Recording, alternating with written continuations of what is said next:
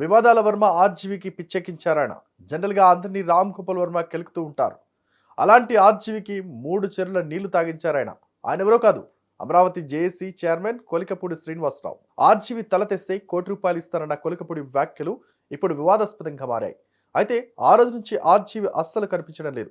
ఏదో ఒక రోజు ఒక ప్రముఖ మీడియా ఛానల్లో లైవ్లోకి వచ్చినా ఆ తర్వాత మాత్రం ఎక్కడా కనిపించలేదు. ఇప్పుడు కొలికపూడి చేసిన కమెంట్స్ తో ఆర్జీవిలో భయం మొదలైంది. అనవసరంగా కొలికపూడి శ్రీనివాసరావుని కెలికానని ఆర్జీవి అనుకుంటున్నారని సమాచారం. అయితే ఓ డిబేట్ లో కొలికపూడి చేసిన వ్యాఖ్యలని ట్విట్టర్ ద్వారా పోలీసులకు ఫిర్యాదు చేశారు. దీంతో అలర్ట్ అయిన పోలీసులు ఈ కేసును సిఐడికి ఇచ్చారు. దీంతో ఈ వివాదం పొలిటికల్ టర్న్ తీసుకుంది. అసలు ఇప్పుడు ఆర్జీవి ఫిర్యాదు చేస్తే సిఐడి రావడం ఏంటని చాలా మంది ప్రశ్నిస్తున్నారు.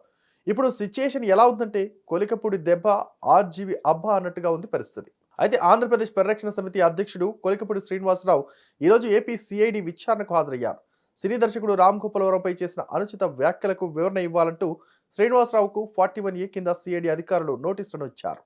గుంటూరులోని సిఐడి ప్రాంతీయ కార్యాలయంలో విచారణకు హాజరు కావాలని నోటీసుల్లో పేర్కొన్నారు.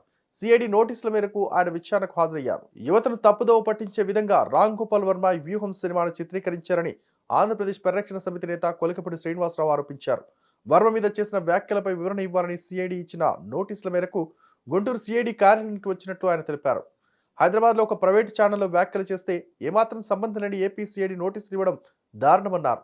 చట్టం మీద ఉన్న గౌరవంతో మాత్రమే ఈరోజు విచారణకు హాజరవుతున్నట్లు తెలిపారు. విలువలేని రామ్ గోపాల్ వర్మ ప్రతిపక్ష నాయకులు చంద్రబాబు, లోకేష్, పవన్ కళ్యాణ్ తదితరులను కించపరిచేలా చిత్రం తీయడంపై తెలుగుదేశం నేతలు మండిపడ్డారు. యువతని, సమాజాన్ని నాశనం చేసేలా రామ్ గోపాల్ వర్మ వ్యవహరిస్తున్నారని ధ్వజమెత్తారు. ఈ ఘటనకు సంబంధించి రామ్ గోపాల్ వర్మ కేవలం నటుడు మాత్రమేనని, కథ, స్క్రీన్ ప్లే, దర్శకత్వం వైసీపీ ప్రభుత్వమేనని విమర్శించారు. అయితే గడిచిన 2 రోజుల్లో ఒక హై డ్రామా నడిచింది. పోలీసులకి రామ్ గోపాల్ వర్మకి ఇచ్చిన ఫిర్యాదు నేపథ్యంలో శ్రీనివాసరావును అరెస్ట్ చేసేందుకు సిద్ధమైంది. ఈ నేపథ్యంలో ఏపీ సిఐడి అధికారులు హైదరాబాద్లోని కొలికపూడి ఇంటికి వెళ్లారు. ఆయన ఇంట్లో లేకపోవడంతో కొలికపూడి భార్యను ఆఫీస్ నుంచి ఇంటికి రావాలని కోరారు. కొలికపూడి ఇంటి వద్ద సిఐడి అధికారులు ప్రవర్తించిన తీరు తీవ్ర దుమారం రేపింది. ఇంట్లో కొలికపూడి, ఆయన సతీమణి అందుబాటులో లేకపోవడంతో ఇంట్లో ఉన్న 6 ఏళ్ల పాపకు నోటీసులు ఇస్తామనడం చర్చనీయాంశంగా మారింది. ఫైనల్ గా కొలికపూడి విచారణకు హాజరై అన్నింటికీ సమాధానం ఇచ్చారు.